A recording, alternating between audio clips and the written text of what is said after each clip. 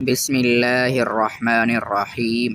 अस्सलामु अलैकुम वरहमतुल्लाहि वबरकातुहू।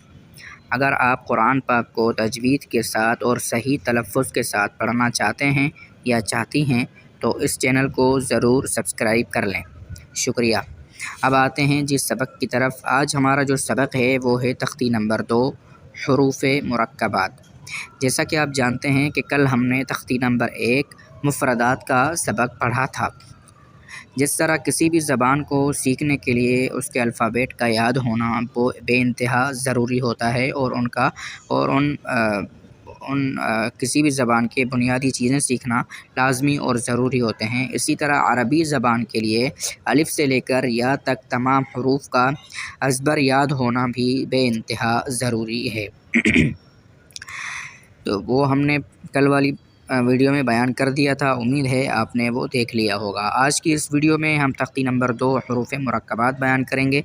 इसमें 2 चीज़ें समझ लें कि कहीं कहीं 2 हर्फ़ लिखे हुए आएंगे। जब 2 हर्फ़ एक साथ लिखे हुए आ जाएं तो उनमें जो पहला वाला हर्फ़ होगा पहले उसको पढ़ेंगे, बाद में बाद वाले हर्फ़ को पढ़ेंगे।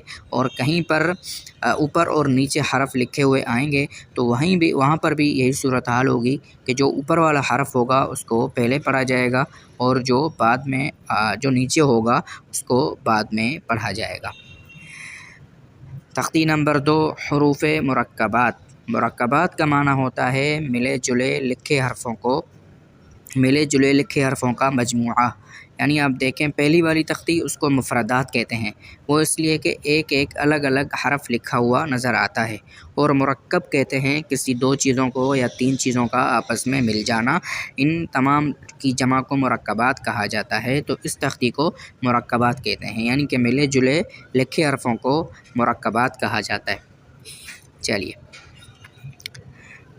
अलिफ़ लाम अलिफ़ लाम अलिफ़ बा अलिफ़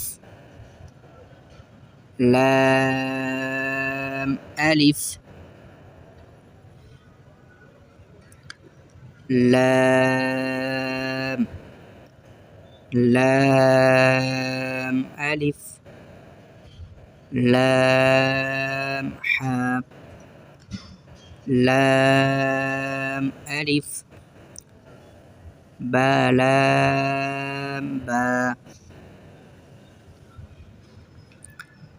काफ काफ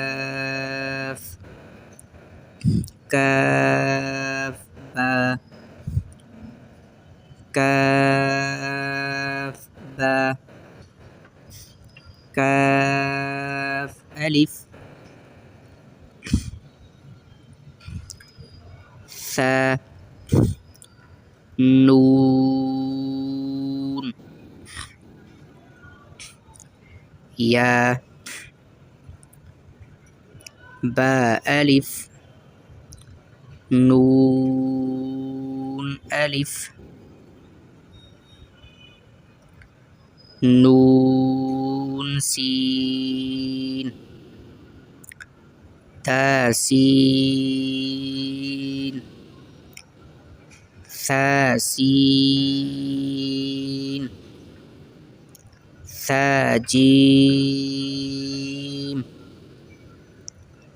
ताहा नून खा याहा बाजीम यामीम बामीम